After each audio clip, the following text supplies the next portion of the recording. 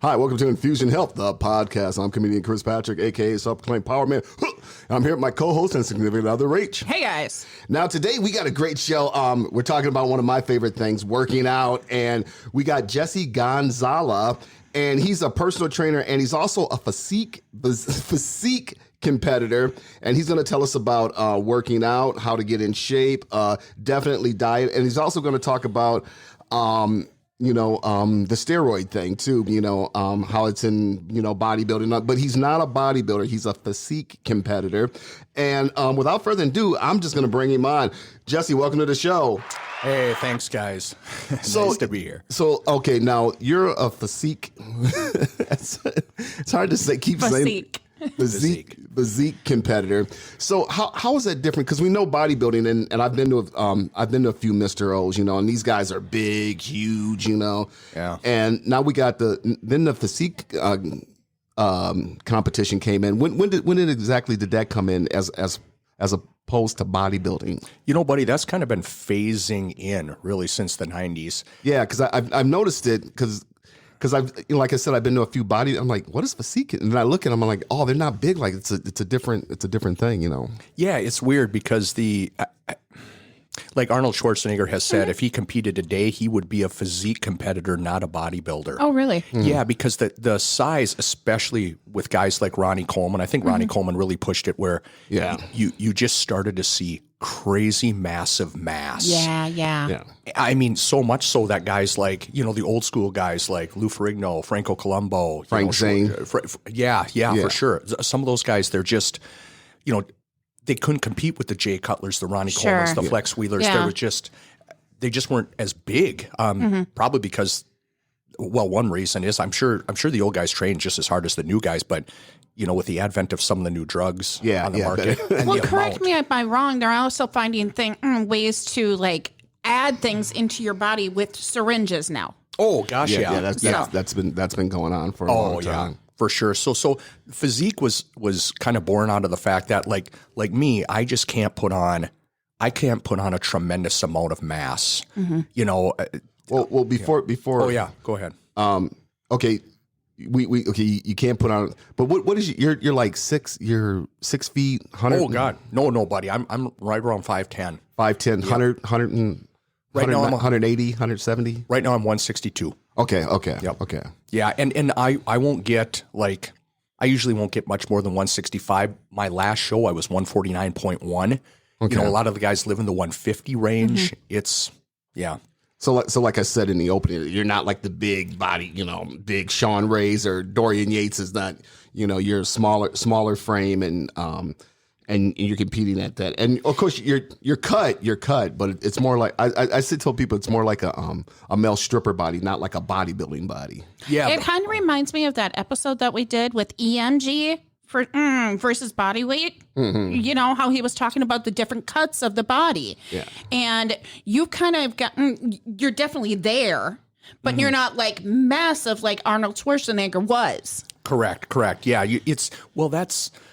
That's what's a little frustrating to me. I mean, physique for me was always more about showing the human body in its most defined form. Sure. But what we're finding, what I'm finding, is that mass is starting to even sneak into physique. So the last show, I lost to a guy who I was more defined. Okay. I was showing 8 abs to his probably 4, maybe he had 6 in some poses, but he probably had me by 25 to 30 pounds and he was showing more mass. And so now this next show, I've been putting on mass to kind of do what the judges are looking for. Okay.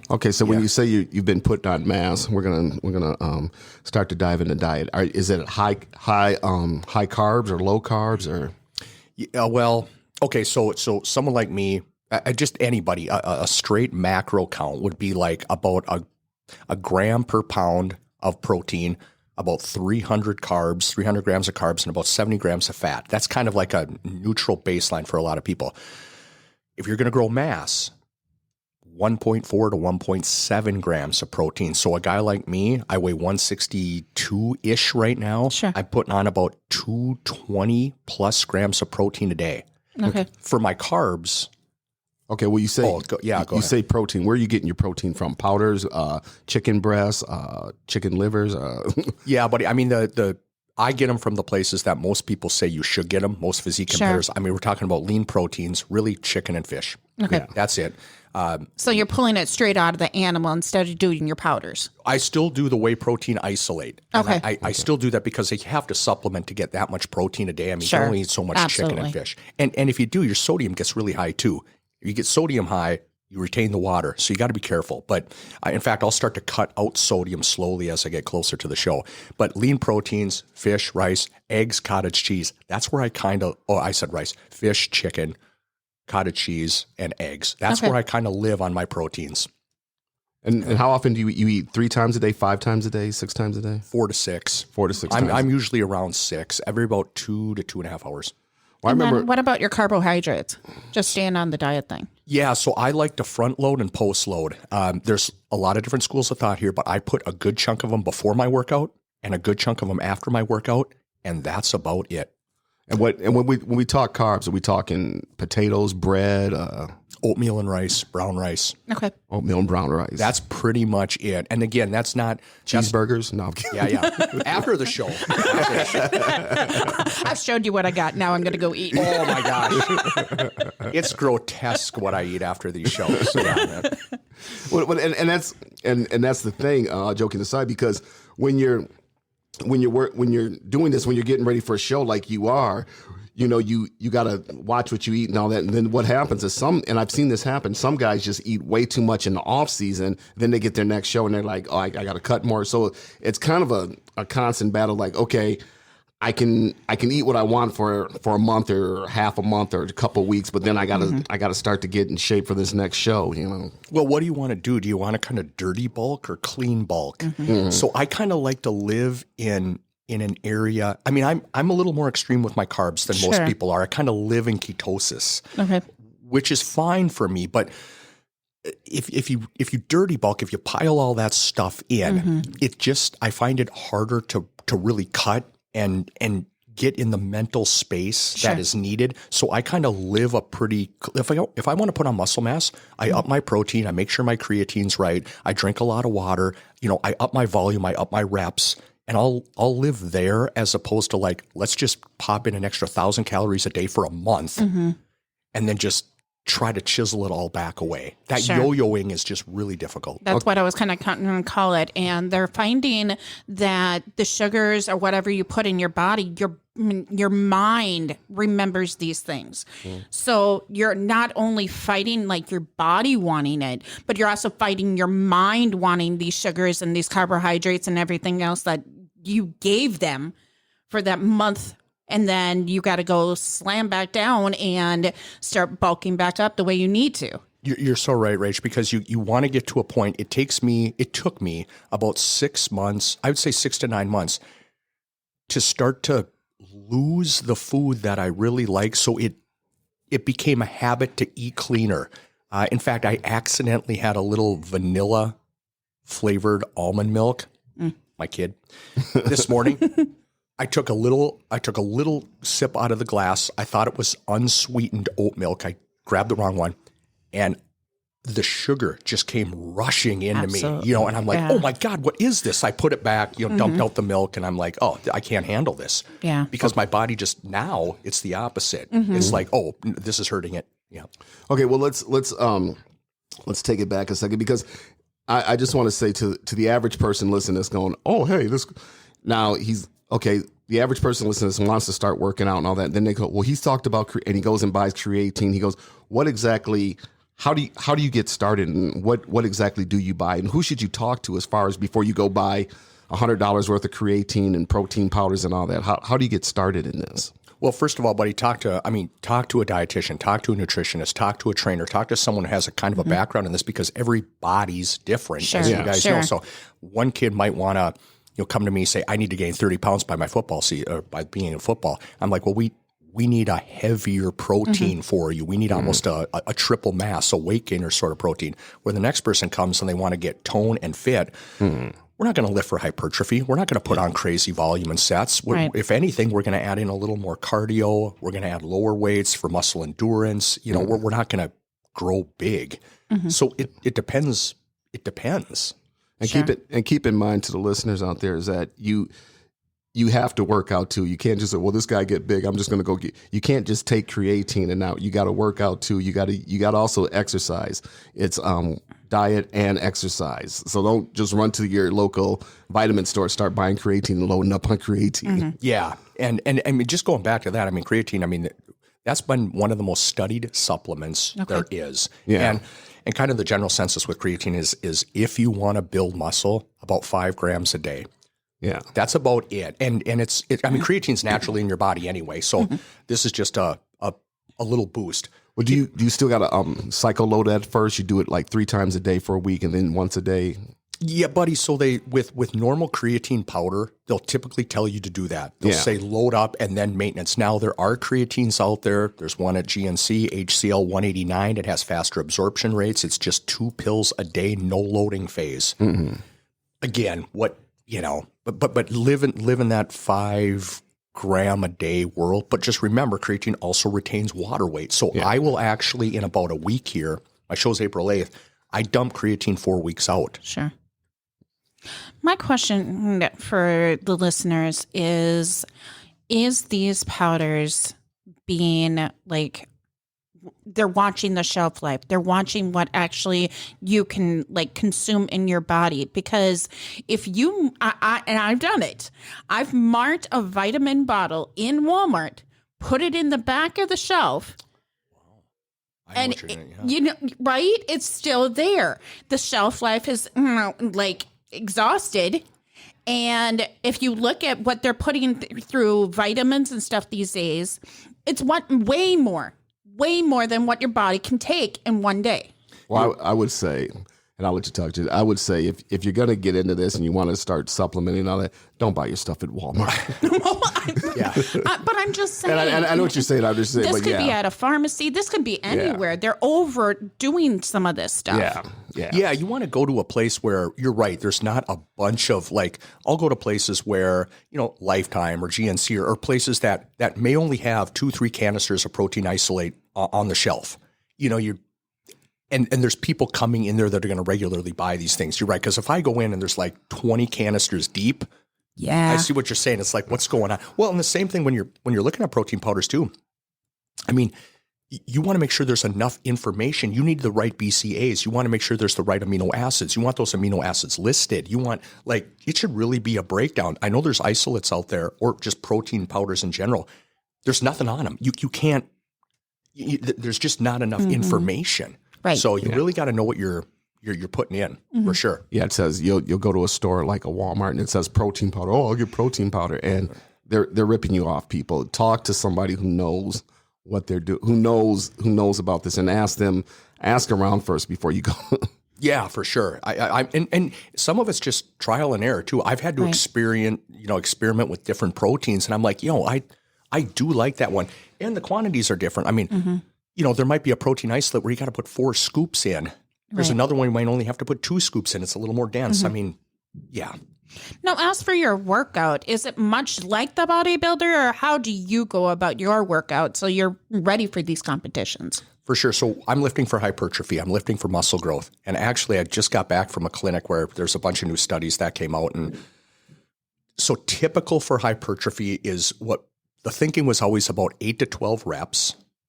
All right, about 4 to 6 sets, and you should be working out anywhere from 70% to about 75% of your max weight over 4 to 6 exercises. Okay. So I had a guy today that's kind of lifting for this, and I was training him. He did 4 sets, 12 reps, 7 different exercises. 4 sets. So we kind of did a round of all those exercises. 28 total sets per body, per muscle group. Yeah, 336 reps on the chest. Sure. So when you're lifting for hypertrophy, volume, you're not going big weight. You're going lower weight. You're just upping the reps and you're upping the volume. That is difficult. That's a lot of pressure on one body part. But the new science now is you don't have to worry about the rep ranges as much. Now the rep ranges are as broad as 3 to 30 reps, which is is nuts because we always thought that like you start to push over 12, 13, 14, now you're working muscle endurance, you're not working muscle growth. It's a little different now. So as long as you're kind of isolating whatever body part you're using with the right technique, being very, very cognizant of your form. Yeah. And I like to do so when I'm lifting right now, I'll do 5 to 6 sets of usually 5 to 7 activities, all focused on different areas of the body part. At least 12 reps. Sometimes I'll push it to 14. What's really nuts is some of the new science, a lot of people think they have to load up more. There's no difference between adding a couple reps and keeping the weight where it is, or adding weight and bringing the reps down, which is very interesting. People are like, well, this last set, I'm going to push it and do 10 pounds more. You could keep that same weight and just do 2 to 3 more reps. Same thing, which is nuts. But it's a different way to train because the standard thinking is what? 3 sets of 12. That's on a chest press, 3 sets of 12. There's no way you're going to grow there. No. And even if you're lifting for hypertrophy, where's your protein? Yeah. Right, which is huge. How is your recovery? Well, you said high purpose. What exactly is that? Oh, lifting for muscle growth, hypertrophy muscle growth. Chris. Okay. Yeah.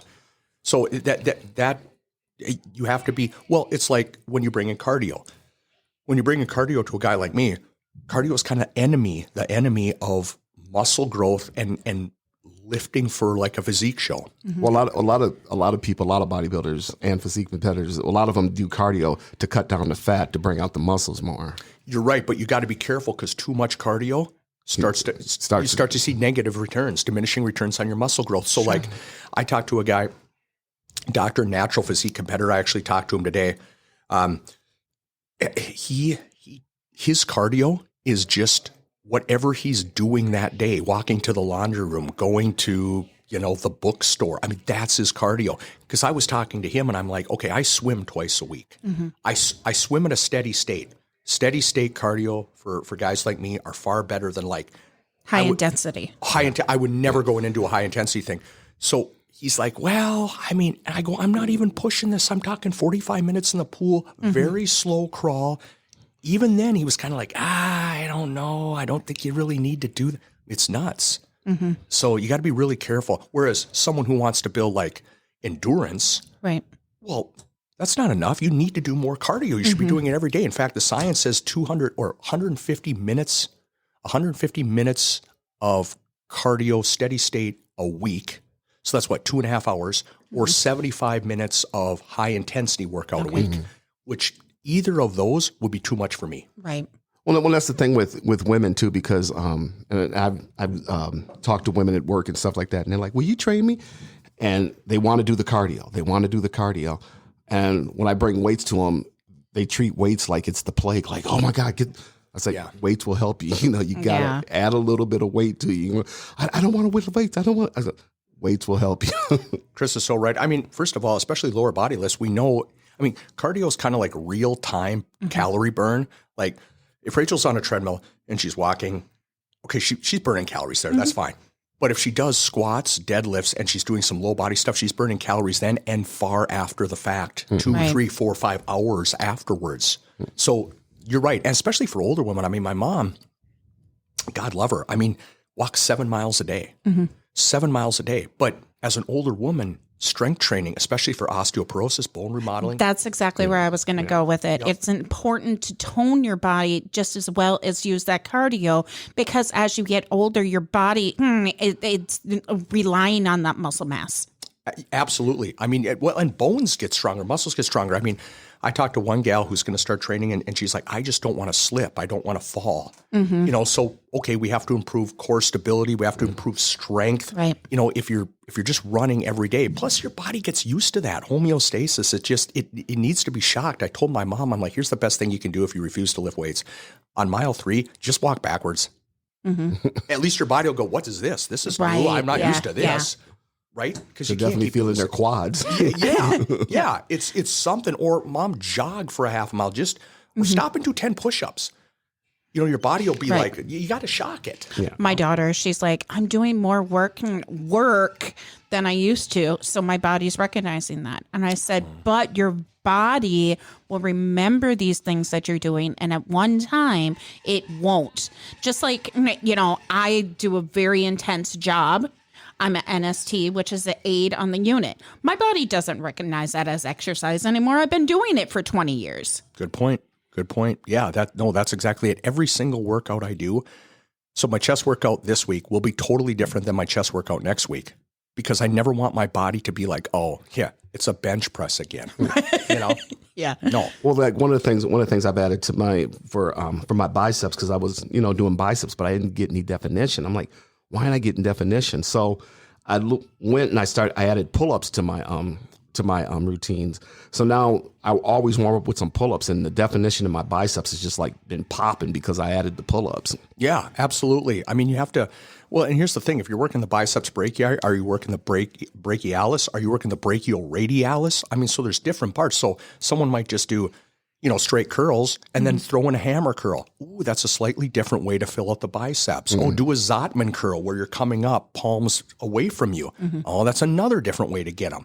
It has to be a mix of those things. And that's an interesting thing you said that, because when you do look at a body part, you got to look at it like, okay, I got to hit. I want to hit this body part, but I got to hit it at every different angle. It's like with bench press. One week I'll do a wide bench press, then I'll take a shorter, a more narrow stance to hit it in the inner. And people are like, "What are you doing?" I'm like, "I'm hitting it at different angles." Yeah, that's what you have to do. I did a tricep workout the other day with a guy, and all his tricep activities he had been doing were long head tricep activities, no medial or lateral head.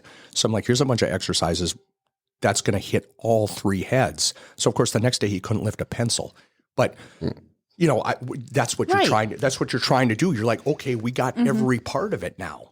So yeah. And I'm glad you brought up that point. When you, in fact, exhausted your body with new exercises, what's the best way? I mean, you're still going to work and all that. So what's recovery? Yeah, absolutely recovering. So, I mean, good, solid protein after that, good carbs after that, especially for mass. But then just making sure that you're static stretching, that you're using a Theragun, that you're hitting the hot tub, maybe hitting the sauna, that you're foam rolling these things out, foam rolling before. I mean, absolutely. I am terrible at the advice I just gave right there. I'm terrible. I want to put so much into the workout and then just move on to the next thing that I don't do enough maintenance. Sure. And I really need to get better at that. Well, also, I bet you're good at one piece that you didn't give, though, drinking water. Oh, my gosh. Yep, I got my water jug right behind me. Well, also too, when you said hit the hot tub, hit the steam room, but there's a lot of 24-hour gyms, and a lot of them don't have the amenity, because the steam room, the hot tub, let's keep honest. You got to pay for that, and that's paid in your membership. But a lot of people go to these 24-hour where they don't have the steam room and the hot tub. Chris, you're right. Yeah. So how do you also too with recovery? We got to talk about the one thing: sleep. Oh yeah, absolutely. I'm bad at that right now. You are terrible, but you are working 2 jobs, doing the podcast and trying to work your own business. So your body recovers, and you're quick. You like driving over here, you were sleeping, so you go to sleep very quickly, so you get your cat naps in. Yeah, those naps are huge. No, Chris brings up great points. I mean, if the gym, most gyms should have at least a foam roller. Yeah. Foam roller is going to be huge. I mean, static stretching with a foam roller is great. If you get into active stretching where you're actually moving body parts, or dynamic stretching where it's like full body movements, the stuff you see like athletes do before a basketball game, all important, but static stretching, especially sore spots, that's really huge. And also, to the listeners, as far as a foam roller, you can go to any sporting goods store and get a foam roller for like $20, and you can keep it in your bedroom, keep it at home. Oh, yeah. Foam rollers, lacrosse balls, 2 to 3 pound weights, like if you're working a rotator cuff just to get some shoulder stability. Yeah, I have all that stuff just kind of in a little pile at home. Between that and you're right. I mean, you try. The science is 7 hours for sleep. I mean, you try to get at least 7. That's really tough when you're busy. But if you can get some naps in there, a 10-minute nap is like a 100 milligram, 150 milligram energy drink. Right. So, okay, and also too, let's talk about, because we know with bodybuilding, and we're going to come out and say it, and with like the Mr. O and all that, all them guys are on steroids. And we're going to talk about the steroid thing because I always tell people stay away from them because for one, they mess with the lower body and you know what I'm talking about? The area. Lower body area. And then the long-term effects when you get older and stuff like that, because like some bodybuilders like Nasser El-Sinbadi, he's no longer with us. And Arnold Schwarzenegger had to get open heart surgery. And you look good at the time, but then long-term afterwards. So what do you have to say about steroids? And there's steroids, because there are a lot of, and I think what you do is natural bodybuilding. And what natural bodybuilding means is they're tested for steroids, but what goes on as far as steroids in physique competitions? Yeah, but I mean, if you so like the Organization of Competitive Bodybuilding, the OCB, I mean, a lot of these events you are being tested, especially if you go from the amateur to the pro level. And you tested lie detector, drug test, or urine test, or actually lie detectors even for the amateurs. So I'll do a lie detector on April 8th. In fact, I just had to sign up for it. But then let's say you get your pro card at one of those events, they're going to test you. Because there are people that even if it's testosterone injections, I mean, it has to be within certain ranges. Sure. I mean, it's not just steroids, but you're right. I mean, the guys that are doing that, I mean, the liver damage, the kidney damage. Yeah. I mean, even with massive amounts of protein, you got to be careful. I mean, I have to drink a lot of water because I'm so thirsty. And I mean, your kidneys are working hard. Mm-hmm. Your liver's working hard to process that protein. So, yeah, I mean, well, you just mentioned it with one guy, but Ronnie Coleman, I mean, he can barely walk. You know, he's walking with a cane. Flex Wheeler had a leg amputated. Mm-hmm. Yeah, Ronnie Coleman's had a bunch of back surgeries too. Oh, it's crazy. They usually say, here's what I've heard anecdotally. I haven't seen I don't think there's any science behind this, but basically, if you go to someone like Rachel and you say, okay, you want to start taking steroids, you want to live in this world, that's fine. Take 20 years off your life. But there's girls that'll do it and say, you know what? To look this good, I will take that time off my life. I'd rather do this, try to get on a magazine cover, even if I die early, which is nuts, but. And just for our everyday listeners who are not bodybuilders, look at when you go to the doctor. Right? They say finish out the biotic, but when you do not need the steroid anymore, you can switch over to something more safer like ibuprofen and Tylenol. You know, just right there says that it's not the best thing for you. Oh, yeah. Yeah. I mean, I've honestly never done it, but I know guys, obviously many that have. In fact, I know guys that are dealing with problems after they've gotten off of it. I just talked to a buddy not too long ago. You know, he's been off it for 3 years now, and he's like, I can't lose mass. Like, it's tougher for him to lose weight. It's tougher for him to get rid of the mass because he was so stretched. Right. He's still strong, but he just can't get defined. It's really hard, and it's probably because hormone levels are out of whack, and there's just the body is trying to recover. Right. Mm-hmm. Yeah. And that's really, you know, really like I said, it's not worth putting that into your body. Oh, no, not for. I mean, the thing is, there's not a lot of. I mean, natural bodybuilding still takes a back seat. Right. I mean, you know, Mr. Natural isn't going to be as popular as Mr. Olympia, and the Mr. Natural athletes obviously don't look as big. I mean, there's some that are pretty big, but even the ones that start to get too big, of course, what do people think? Oh, he's got to be on something. Yep. He's got to be on something, which, frankly, there are probably ways to compete naturally and still manipulate the system. You know, I mean, especially at the top end with some of those guys. I mean, look at Lance Armstrong. It's not bodybuilding, but you find ways to kind of get by the doctors. Yeah, well, with Lance Armstrong, I was like, oh, he was, you know, shooting steroids, but they're like, no, he was. I'm like, he was taking blood out of his system, putting it back. I'm like, what the? I mean, there's some doctors out there that I'm sure are like, well, here's what the test would be, but here's what we're going to do to get by it. Yeah. Right. Absolutely. I don't think there's enough money and clout and status and notoriety in natural bodybuilding for someone to go to that degree, but maybe there is. You know. Now, I'm looking at movies, and when they were looking at football players, they were saying, you know, they came up with the movie Concussion.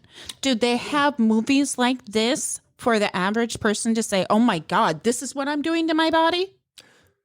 I mean, there are. I mean, if you look at like Generation Irons, a lot of those are on Netflix. You can see some interesting things with Generation Iron. But like Ronnie Coleman's documentary, The King, very very hard hitting about him. I mean, Game Changers with Schwarzenegger about meat versus plant-based diets. I mean, it's always kind of like skirted around. Right. It's never really said. But Generation Iron 4, which talks about natural bodybuilding. They talk to some bodybuilders who are pretty open about it. They're pretty frank about it. Like, listen, I took, and I think this natural bodybuilder is taking, and here's why. Mm-hmm. Okay. So there's some that it's tough to find that though. Everybody kind of skirts around it until it becomes like the Liver King. Mm-hmm. Oh, just eat animal organs. Oh, he's on steroids. And then it just blows up, I mean, Rock's been accused of it. Yeah. Is he not? It's hard to believe when you put on that much mass. You kind of notice it and you're like, come on, man. Mm-hmm. If you're not doing that, what are you doing? Breast milk. Yeah. But what is that as far as with sports, and I even find it in high school sports that everybody wants to win, which is a good thing, but everybody wants that. It's kind of gotten to I want to win it at any cost, and if I got to take this, if I got to shoot this and drink this or what, I'm going to do it, Yeah, you're right. I don't know. I think, it's I can see it being a little more prevalent. Well, first of all, because, they don't really test on the pro level, but it's the only sport, if you can call it that. I don't know. I guess I don't know if I call it a sport, but it's the only sport where you're actually training for a visual appearance. Sure. Mm-hmm. Yeah. So you're not, I always tell people on the stage, I mean, I'm malnourished. I'm annoyed, I'm angry, I have brain fog, I don't feel good, and if I took red wine or vodka the night before to dry out myself a little, I mean, Ronnie Coleman didn't win Mr. Olympia until Flex Wheeler said, here, have some shots the night before. And Ronnie Coleman, for the first time, took a bunch of vodka shots, took some vodka shots the morning of, dried them out, and he just popped. So you're on stage and you're half buzzed, malnourished. I mean, the audience is healthier than you, but you look like that. Yeah. Right. That's goofy to me. Yeah. Absolutely. Yeah, I think Ronnie got seven Mr. Olympias. 7 or 8, buddy. I mean, he was, and he was the one who, what we talked about, he was the one who kind of made, I think, the world go, oh, we're judging mass now. Whereas guys like Arnold didn't like that. They're like, no, the body doesn't look as good. It should be, it should be aesthetically pleasing. This guy's just a semi. And that's the thing with you with physique competing is do they look at your muscles as far as your biceps coincide with your triceps and your quads, or coincide with your calves and the proportion, absolutely, buddy. Okay. Yeah, it's just never really know for sure, but appearance, posing, proportionality, muscle definition. I mean, all that comes into play, but the only thing I'm seeing a little bit different is mass creeping in now. Because I've even seen like bodybuilders who have podcasts like you guys, and well, not as good. But Thank you. Appreciate that. Yeah. But they'll look at themselves in the mirror and they'll go, I can't do that. I can't bodybuild. I think I have to be a physique competitor. And these guys are big. I'm like, how are you even thinking about physique? And then the bodybuilders, a lot of them just put down physique too. And they're like, no, that's nothing. That's a nothing category. It's you're either a bodybuilder or you're not. And that's kind of with the women too, because the women, you have the fitness competitors, and then you got the female bodybuilders. And one of the things with the female body, this is what I heard, and correct me if I'm wrong. Female bodybuilding started because before the bodybuilding competition, they had bathing suit competitions, and the women who lifted weights and worked out, and that kind of morphed into female bodybuilding. It did, buddy. But remember, there's still bikini too. Yeah. So I don't know how people feel. I don't know how people feel about that. You don't want to disparage any. I mean, but do you bring fake or plastic surgery components into that competition that really are? I don't know. So I don't know how female bodybuilders feel about like bikini competitions. Sure. That are still. I mean, the women still look good, but I'm sure it's probably the same as pro bodybuilding versus, or real bodybuilding with steroid use versus natural bodybuilding. There's just kind of this like, we dust it under the rug. It's not as important. Okay. Well, let's talk a little bit. We're going a little bit over time, but I got issues. We're good. Okay, we got our son. Now our son's like 6 what? He's about 6'2", 6'3". 6'2", 6'3", about 280 pounds. He comes to you and says, Jesse, I want to get in shape. How does somebody start? So I'd simply ask him what his goals are. For a guy like that, if he's like, you know what, I'm an offensive lineman right now, I need to lift for strength and power. Okay. Yeah. So we're gonna keep your mass. We're gonna do big body lifts. I mean, I'm talking about the old linemen when I was in college. I mean, what are they doing? Clean and jerk, snatches. They're doing squats. They're doing deadlifts. They're doing big compound, powerful and strength movements, low reps, high weight, stuff like that. If he comes to me and he says, I'm 280, I want to get down to 240. Now we got something different to talk about. Right. And we're like, okay, we're not lifting for strength or power anymore. We're just going to chisel away at some fat. So now we got to think about our cardio. Yeah. We got to do weight training still, but we got to keep the weights low, have high reps, endurance, to kind of make the body burn calories. Sure. So anybody that comes to me, I just had a girl come the other day and she's like, I want to run a half marathon at the end of May. Okay. Then what you were going to do is slip on these Nikes and go outside. Yeah. So we're going to do a lot of treadmill work. I mean, we're still doing some weight bearing exercises, but specific to running because I have to do fartlek workouts, tempo workouts, progressive overload workouts. I mean, it's a totally different thing. So the first thing I would ask is just what are your goals? What do you want to achieve? And then we tailor make it for that because I'm not going to have someone lift for hypertrophy if they don't want to grow muscle. Right.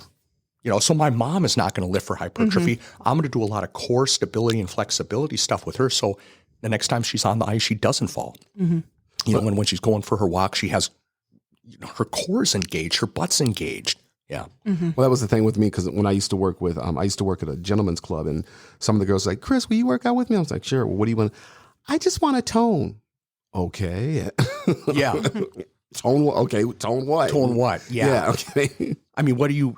Yeah, and that's the thing. And then you got to be careful. I mean, there's one woman I work with. She is really defined right now. Her body responds really well to weight training. It almost gets vascular in a short amount of time and gets really ripped, which is exactly what she doesn't want. Sure. So I'm like, okay, you already weigh like 110 pounds. We got to be careful because you don't want to get too ripped. Right. So, okay, we're just toning more. So you really got to be careful about how you go about these things. It's not a one-size-fits-all approach, as you guys know. Yeah. And I think it's important when I was talking to Cris a couple of years ago about how I wanted my body to look. He's like, well, how do you want your top to look? How do you want your body to look? Does your body really have the capability of having that image in your head? Yeah. Yeah, you're right. I had someone yesterday show me photos of how they wanted to look. And that's fine. But your body is different than that body. Yep. Yeah. What that person was doing, I could tell, because this was a pro woman bodybuilder. I'm like, well, we can't go to a lot of places that she went to, but we can definitely get closer to that. Right. Yeah. But it's going to take a tremendous amount of work. You're going to have to dial in your diet. Yeah. And it's just going to be a different sort of training. Yeah, and that's the sad thing. You see in the schools is because you got these girls, and I always say this. I always say that supermodels are a really, really bad example for women because you got somebody who we got endomorph, ectomorph, and you got a girl who has that type of body where we can get you in shape, but we can't get you to a supermodel body. That's, you just But then you're also talking about airbrushing and what they're doing in their diet. There's so many different things. A lot of them are malnutrition. Yeah. Oh my gosh, their body fat is well below 18.5. I mean, they're essentially underweight. And this is what they've done to their own body, which is not healthy. Yeah. No, not at all. You're right. There's so much. And then, let's be honest, if you have that kind of dough, I want my butt to look bigger. Yeah, I could do the booty builder. I could do Bulgarians. Or I could just get butt implants. Or I could get this, or I could get that, or I could do this. I mean, I've been to doctors before, even like me, where I remember going into one and I'm like, well, I'm preparing for a show. And he's like, well, instead of cutting, we could just cool sculpt you, and essentially do essentially I don't want to say it's a poor man's, but it's a type of liposuction. I'm like, well, yeah, I could, but I'd rather earn this and just learn how to keep it off as opposed to just coming in, okay, I need to do a show, suck this, tweak this, do this, change this. okay, I'm ready. I mean, And when you're talking surgical, some of that doesn't heal right. And then you're fighting your body against that. yeah. You know, the healing, the scars, that kind of thing. So how much do you really want to pay or how much do you want to work? Well, you're right. If you don't work through it, it's that cool sculpting. If I didn't learn to tweak my diet and work my abs the right way, it just would have came back. So, yeah, but it's a Band-Aid. And that's the thing too, because when I drive to work in the morning, I hear the radio. Oh, I was able, and I hear these ads all. I was able to lose weight without a lot of exercise. No. You have to exercise. You got to. I'm gonna say it right here, people. You got to put in the work. Yeah, absolutely right, Chris. Yeah, I just don't see it any other way. I mean, diet and exercise. I mean, the pills, the powders, the creams. I talked to a guy the other day about how to lift to boost testosterone. In that same day, I had someone come up to me and say that he's going to buy a testosterone throat spray that he saw online. First of all, it's not going to work. Testosterone pills, none of them, it doesn't work. Either you're getting testosterone injections or you're cleaning up your diet and you're lifting in a way to boost testosterone. So we know like 5 sets of 10 squats, even lighter weight before a workout is going to boost testosterone for the next 45 minutes. Okay, let's do that. Instead of using some throat spray that you paid $40 for that isn't going to work. If anything, it might have a placebo effect, but even that doesn't work. And what's funny is I said to the guy, what's your testosterone now? I don't know. Well, then how do you know if it's going to work? Right. At least get a baseline. But I'll tell you right now, it's not going to work. Save your $40. Right. You know? And I think it's important to, say this. I've always said this. It's a life change, not a diet. It's not a yo-yo. Good for you. Yeah. No, that's it. It's a lifestyle change. I mean, it takes 6 months minimum to build a new habit. This is why people will come into the gym in January and, I'm not seeing results. It's February. Right. Well, okay, give it more time. Or, well, I tweaked my diet a little, but I just couldn't stay with it. Well, then here comes the peaks and valleys and the ups and downs. I mean, you got to stick with it. And even if it's, if you read a book like Atomic Habits where it's just 1% better each day, I mean, if you're going to go run, just put your shoes by your bed, wake up, put on your shoes, take them off, go back to bed. Okay, step 1. Next, put on your shoes. Next week, walk downstairs, take them off, go back to bed. Next day, go outside, walk around the block, go back to bed. That's how it's going to happen. It's not going to happen by, I'm going to watch a bunch of running videos and then I'm going to take this pill and I'll be fine. Right. Totally true. Totally true. Yeah, because with me working out, and I look in the mirror and Rachel, I'm always talking, oh, look at this, look at how good I look. And she's like, shut up. But I always say it's the never ending sculptor because it's like, okay, my chest looks good, my biceps look good. Okay, but I got to work on my triceps. Okay, my chest look good, my biceps look good, my triceps look good. Now I got to work on my quads. Okay, my legs look good. Now I got to work on my chest. It's the never ending sculptor that's never going to get done. You're right. You're right. Yeah. Well, I know we're well over time, but I have to ask this question. How do you get rid of that body image when somebody has worked so hard on their body and they still see themselves as fat?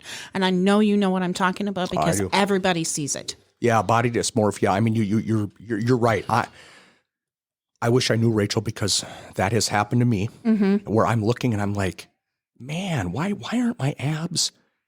But if I was to ask someone else, like, what are you talking about? Right. But I'm like, no, they're a little. I said that to a guy in the locker room the other day, Chris. I'm like, we were comparing abs. Of course, who does that? We're comparing abs. And I'm like, no, mine are just kind of, they're not quite as defined. I think I need to get down in weight. He's like, are you nuts? You're more than fine. I'm like, yeah, you're probably right. So, no, I don't know. Yeah. I don't know. That one is beyond me. You don't want to go far as to say it's a mental illness, but I suppose it can become a mental illness, right? You know that stuff more than me. I mean, I don't want to get to that point, but yeah, when is it good enough? Right. Yeah. When do you see your new body? I mean, that's where I was before I met Cris. I was at a great body weight, and I definitely went up because of all my health challenges. But in that moment, I was seeing my old self, not my new self. I know.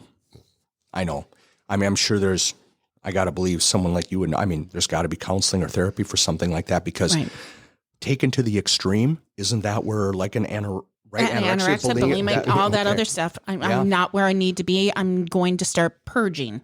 Yeah, absolutely right. I mean, I was just saying that to myself. I'm like, okay, so to cut, I'm going to need 1,800 calories max for the next 4 weeks. I could probably do 22 to 2,300. Am I just doing 18 to really, really get there? Is it necessary? And then at 18, am I going to be like, should have done 16? That was stupid. Come on. Yeah. Yeah. Well, Jesse, this has been a great conversation. I love talking about working out. I know you did. But your contest is coming up soon. When your contest is in April, you said? April 8th, Los Campeones Cup in Bloomington, yeah. Los Campeones Cup in Bloomington. And if anybody has any questions and want to get started, get started on your body, because it's now February here in Minnesota, and spring is around the corner. If you want to start getting into shape and getting ready for spring, what's the one way they can, and you want to talk to Jesse, are you like, how do I get started? And you want to talk to Jesse. Jesse, is there a way they can get hold of you, email you, or? Yeah, for sure, buddy. So I can give them my email. You could just text me too. My email's J, and then my last name, Godzala, Godzala, at lt.life. Lifetime is where I train. Or is it cool to give all my phone number? People? I'm going to actually put that on the show. Oh, you are? Just okay. For your safety. Yeah, Rachel's got it there. So if you got any questions, and especially if you got any questions on supplementation and you want to get started on supplementation, definitely give him a call. He knows what he's talking about. And don't just go in there and just start buying the stuff, because the people at these stores are going to say, oh, you need this, you need this. Talk to somebody who knows what they're doing and start out slowly, okay? And don't play around with that stuff. And I'm going to let Rach close us out. All right, we've come to an end again, you guys. I am so happy we are going forward. Oh, yeah. So I want you guys to do one thing. Give yourself grace and do it the right way. Until next time. Take it easy.